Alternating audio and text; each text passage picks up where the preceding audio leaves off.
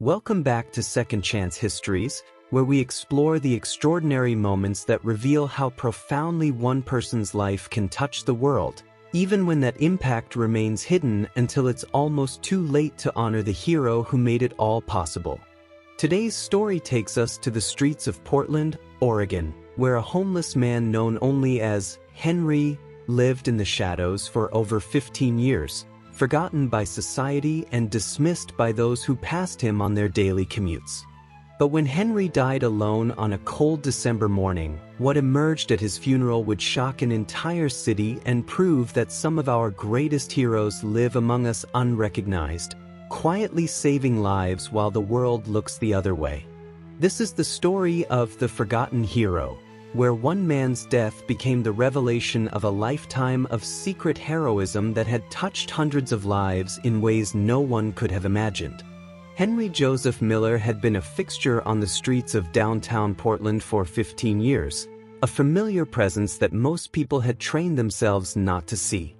At 67, he was weathered by years of outdoor living, carrying everything he owned in a battered shopping cart, and spending his days in the same few blocks near Pioneer Square. To the business people hurrying to their offices, the shoppers visiting downtown stores, and the tourists exploring the city, Henry was part of the urban landscape, present but invisible, human but easily ignored. Some people dropped coins into his cup, others crossed the street to avoid him, but most simply looked past him as if he weren't there. Henry was one of those homeless guys you see every day, reflected Maria Santos, who had worked at a downtown coffee shop for 8 years. He was always polite if you talked to him, never aggressive or demanding, but most people just pretended he didn't exist. I felt bad about that, but I was always too busy to do more than occasionally buy him a coffee. Henry's backstory was known to only a few social workers and shelter volunteers. He had been a Vietnam veteran who struggled with PTSD and addiction after his service. A construction accident in his 40s had left him with chronic pain and limited ability to work steady jobs. A series of personal losses, his wife's death from cancer, estrangement from his adult children, foreclosure on his home, had led him to the streets in his early 50s. Henry never asked for much, said Jennifer Rodriguez, who worked at the downtown mission where Henry sometimes stayed during the worst weather. He was quiet, kept to himself, never caused trouble. He seemed to accept his situation without bitterness, which was unusual for someone who had lost so much. What no one realized was that Henry's apparent acceptance of his circumstances had freed him to focus on something else entirely, quietly, systematically, secretly saving the lives of people who were in danger while the rest of the world remained unaware of either the danger or the hero who prevented it. On a cold Tuesday morning in December 2019, Henry was found deceased in the doorway of a closed bookstore where he had taken shelter from a winter storm. The preliminary medical examination indicated that he had died of hypothermia complicated by underlying health conditions, a tragic but not uncommon end for someone who had lived on the streets for 15 years. City officials began the routine process of arranging burial in the county's section for indigent individuals. A brief obituary appeared in the Portland Tribune, noting that Henry Joseph Miller, age 67, had died and that funeral services would be held at Riverside Funeral Home on Friday afternoon for anyone who wished to pay their respects. The funeral home expected perhaps a dozen people to attend, some social workers who had known Henry, maybe a few fellow homeless individuals, possibly some volunteers from local shelters. They prepared their smallest chapel and arranged for a simple service. But something remarkable began happening in the days leading up to Henry's funeral. The funeral home started receiving calls from people who had seen the obituary and wanted to attend the service. Then more calls. Then many more calls. By Thursday evening, Riverside Funeral Home had received over 300 calls from people who wanted to pay their respects to Henry Miller. The funeral director, Patricia Chin, had never experienced anything like it for someone who appeared to have lived such an isolated life. We had to move the service to our largest chapel and then to the community center next door, Patricia recalled. People were calling not just from Portland, but from Seattle, San Francisco, even from other states. They all said the same thing. Henry had saved their life, and they needed to be there to honor him. The funeral on Friday afternoon drew over 400 people, filling the community center and spilling onto the sidewalks outside. But more remarkable than the size of the crowd was the diversity of people who had come to honor Henry's memory. There were business executives in expensive suits, college students, elderly couples, young families with children, people of every age, race, and economic background. Many carried flowers, photos, or handwritten letters. Some were crying, others were smiling as they shared memories, but all seemed to be there for the same reason: to honor a man who had profoundly impacted their lives. The first speaker was Dr. Michael Rodriguez, a cardiologist at Oregon Health Sciences University, who stood before the crowd with tears in his eyes. 12 years ago, I was a medical resident working brutal hours and struggling with the pressure of my training, Dr. Rodriguez began. One night, I was walking home from the hospital at 2 a.m., completely exhausted and wondering if I was cut out to be a doctor. I was so distracted that I walked directly into traffic without seeing the car that was about to hit me. Dr. Rodriguez paused, composing himself before continuing. Henry tackled me, pulling me back onto the sidewalk just as the car sped past. He saved my life, but more than that, he spent the next hour talking to me about not giving up on my dreams, about how the city needed good doctors, about how I shouldn't let temporary exhaustion make permanent decisions about my future. Dr. Rodriguez looked out at the crowd, many of whom were nodding in recognition. I went on to complete my residency and become a cardiologist. I've saved hundreds of lives in my career. But none of that would have been possible if Henry hadn't saved my life first and then convinced me not to give up on becoming the doctor I was meant to be. As speaker after speaker took the podium, an extraordinary pattern emerged. Henry had spent 15 years systematically identifying people who were in danger, physical danger, emotional danger, or spiritual danger, and intervening to save their lives. Sarah Martinez, now a successful attorney, told the crowd about the night 12 years earlier when she was a college student contemplating suicide after a series of devastating personal losses.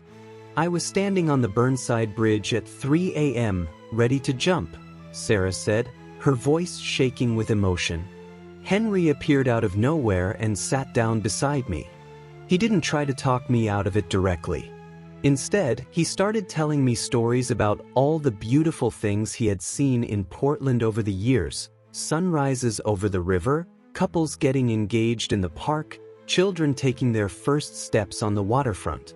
Sarah explained that Henry had talked to her for over 2 hours, gradually helping her remember reasons to want to see another sunrise herself. He walked me to the crisis hotline center and stayed with me until the counselors arrived, Sarah continued. He visited me in the hospital the next day and several times during my recovery. Henry didn't just save my life that night. He helped me rebuild it from the ground up. As more stories were shared, the true scope of Henry's secret heroism became clear.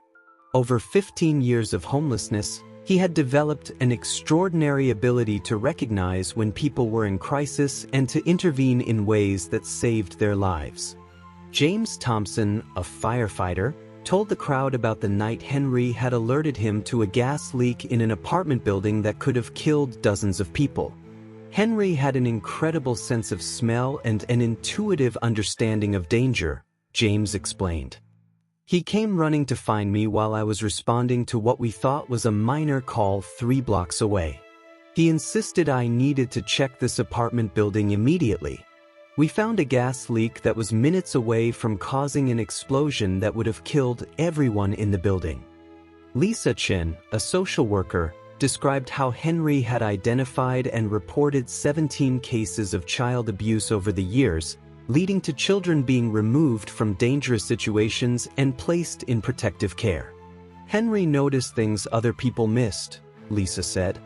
He would see the signs of abuse that adults around these children had overlooked or ignored. He would track me down and make sure I understood that a child was in danger. Because of Henry's vigilance, 17 children were saved from continued abuse. Dr. Patricia Williams, an emergency room physician, revealed that Henry had prevented at least 12 suicides over the years, always seeming to appear at exactly the moment when someone was about to make a fatal decision. Henry had this ability to sense when someone was in emotional crisis, Dr. Williams explained. He would approach people who were contemplating suicide with exactly the right words, the right stories, the right presence to help them choose life instead of death. As the funeral continued, it became clear that Henry's life-saving interventions had created an entire network of people whose lives had been transformed by his actions. Dr. Rodriguez introduced his wife, Dr. Elena Rodriguez, also a physician, and their 2 children. "None of us would exist if Henry hadn't saved my life 12 years ago," he said simply. Sarah Martinez was accompanied by her husband and 3 young children. "My family exists because Henry convinced me that life was worth living," she said. James Thompson brought his fire department crew, 12 firefighters whose lives had been saved when Henry's warning prevented the apartment building explosion. One by one, speakers revealed not just how Henry had saved their lives, but how those saved lives had gone on to save others, creating expanding networks of life and hope that stemmed directly from Henry's interventions. "Henry didn't just save 200 individual lives," observed Father Patrick O'Brien, who had known Henry through the mission. "He saved entire bloodlines, entire families, entire communities of people who exist because Henry was willing to risk his own safety to help strangers who were in danger." As word of Henry's secret heroism spread through news coverage of his extraordinary funeral, investigative reporter David Chin decided to research the full scope of Henry's life-saving activities. Working with police records, hospital reports, and social services files, David documented case after case where Henry had been the unnamed hero who had alerted authorities to dangers, prevented accidents, or intervened in crises. Henry appears in the margins of hundreds of incident reports over 15 years, David published in the Portland Tribune. Police reports, fire department records, hospital emergency logs, social services interventions. Henry was consistently the person who identified dangers and called for help, but he never stayed around for recognition or credit. David's investigation revealed that Henry had developed relationships with first responders, social workers, and medical professionals throughout the city who had come to trust his judgment about when people were in danger. Henry would show up at the fire station or the police precinct with information about someone who needed help, explained Police Sergeant Maria Santos. "At first, we were skeptical of tips from a homeless man. But we learned that when Henry said someone was in danger, he was always right. He had better instincts about human crisis than most trained professionals." Further investigation into Henry's background revealed that his ability to save lives hadn't been accidental. It had been the result of deliberate preparation and training that no one had known about. Records from the Department of Veterans Affairs showed that Henry had been trained as a combat medic during his service in Vietnam, with additional training in crisis intervention and emergency response. Henry knew how to recognize the signs of medical emergency, psychological crisis, and physical danger because he had been professionally trained to watch for these signs, explained Dr. James Patterson, who had worked with veteran services. He had essentially spent 15 years applying his military training to civilian life-saving activities. Henry had also quietly maintained certifications in CPR, first aid, and crisis intervention by attending free training sessions at community centers and fire departments around the city. Henry never told anyone about his medical training or his continued education, said Jennifer Martinez from the Downtown Mission. He would disappear for a few hours periodically, and we assumed he was just taking care of personal business. We didn't know he was attending training sessions to keep his life-saving skills sharp. Perhaps the most shocking discovery about Henry came when investigators tried to settle his estate. Despite living on the streets for 15 years, Henry had maintained a small savings account at a local credit union. When bank officials reviewed his account activity, they discovered that Henry had been systematically donating money to organizations that supported the people he had helped save. Henry had been contributing $20 to $50 per month to suicide prevention organizations, domestic violence shelters, addiction recovery programs, and child protective services, reported bank manager Patricia Rodriguez. He was living on almost nothing so he could support the organizations that helped the people he rescued. The investigation revealed that over 15 years, Henry had donated over $8,000 to organizations focused on helping people in crisis, money he had earned through odd jobs, recycling, and occasional day labor, all while living homeless himself. Henry was not only saving individual lives, reflected social worker Lisa Chen, he was also supporting the systemic efforts to help people in crisis. He understood that his individual interventions needed to be backed up by professional services and organizations. News of Henry's secret heroism transformed how Portland viewed homelessness and the people living on its streets. Mayor Susan Martinez announced the creation of the Henry Miller Memorial Fund, dedicated to supporting services for homeless individuals and recognizing that homelessness doesn't diminish a person's capacity to contribute meaningfully to their community. Henry's story reminds us that some of our most valuable community members are the ones we've trained ourselves not to see, Mayor Martinez said. We need to change how we think about homelessness and recognize that every person has the potential to be a hero. The City Council unanimously voted to rename the small park where Henry had often spent his days as Henry Miller Memorial Park, with a plaque honoring his 15 years of service to the community. Several businesses in downtown Portland established programs to employ homeless individuals in community safety and crisis intervention roles, recognizing that people like Henry often had valuable skills and insights that could benefit everyone. Henry's story inspired changes in how social services, law enforcement, and medical institutions approached working with homeless populations. Portland Police Bureau established the Henry Miller Protocol, training officers to recognize that homeless individuals might have valuable information about community safety and crisis situations. We learned from Henry's example that homeless people are often the most observant members of our community, explained Police Chief Michael Rodriguez. They see things that others miss because they're present on the streets 24/7. We now actively seek their input on community safety issues. Oregon Health Sciences University established the Henry Miller Fellowship, providing scholarships for medical students who commit to serving homeless and underserved populations. Henry saved the life of one of our doctors, but his example should inspire all of our medical professionals, said Dr. Patricia Martinez, Dean of the Medical School. He showed us what it means to dedicate your life to saving others, regardless of your own circumstances. 1 year after Henry's death, the people whose lives he had saved organized the first annual Henry Miller Day of Service, dedicated to continuing his work of identifying and helping people in crisis. Over 500 volunteers participated in the first event, conducting welfare checks on elderly residents, providing resources to people experiencing homelessness, and offering crisis intervention training to community members. Henry showed us that saving lives doesn't require special credentials or official positions, said Dr. Elena Rodriguez, who helped organize the event. It requires paying attention to the people around you and being willing to act when someone is in danger. The Day of Service has grown each year, with participants crediting Henry's example for inspiring them to be more observant and responsive to signs that someone in their community needs help.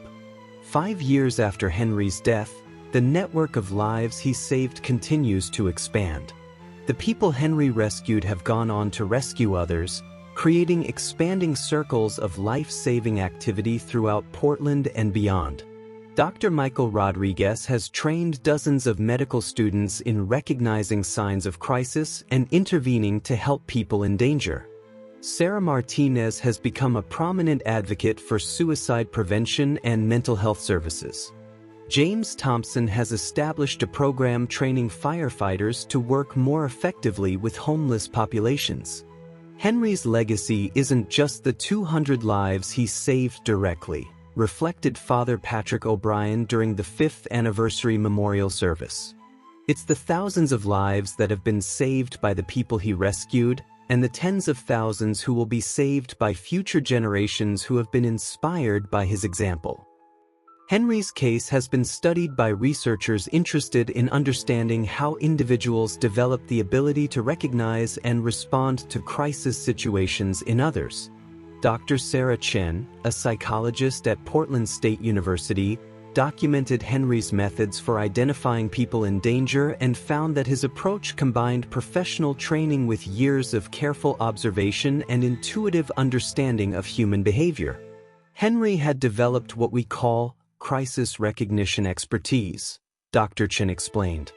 He could identify subtle signs that someone was in physical, emotional, or psychological danger, signs that most people would miss.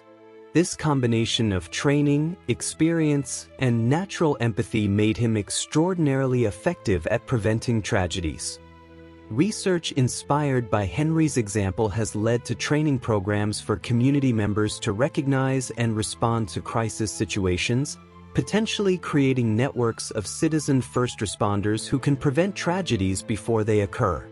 New stories about Henry's heroism continue to emerge years after his death, as people realize that their mysterious rescuer was the homeless man whose funeral made headlines. I was saved by Henry 8 years ago, but I didn't realize it until I saw his photo in the newspaper after his funeral, said Mark Thompson, a construction worker. I had been working on a building site where safety protocols were being ignored. Henry appeared one day and warned me that the scaffolding was unsafe. I thought he was just a random homeless guy, but I listened to his warning and left the site. 2 hours later, the scaffolding collapsed and would have killed anyone working on it. Similar stories of delayed recognition continued to surface, suggesting that Henry's total impact may have been even greater than the 200 documented cases revealed at his funeral. Today, a bronze statue of Henry Miller stands in the park that bears his name, depicting him as he was in life, weathered by the streets but alert and caring, watching over the community he served for 15 years. The inscription reads simply, Henry Joseph Miller, 1952 to 2019. He saved 200 lives while the world wasn't watching. In memory of a true hero who reminds us that greatness often wears the clothes of the forgotten. Henry's story has become a permanent part of Portland's identity, inspiring the city to see homelessness differently and to recognize that some of society's most valuable members may be hidden among those we've learned to overlook. Henry lived the ultimate example of service to others, reflected Mayor Martinez during the statue's dedication. He had nothing by society's standards, but he gave everything to save the lives of strangers. He proved that heroism isn't about wealth, status, or recognition. It's about seeing someone in danger and choosing to help, no matter the cost to yourself. The forgotten hero's legacy continues to grow through every life saved by people inspired by his example, proving that the most profound impact on the world often comes from those who serve quietly, without recognition, motivated only by love for their fellow human beings.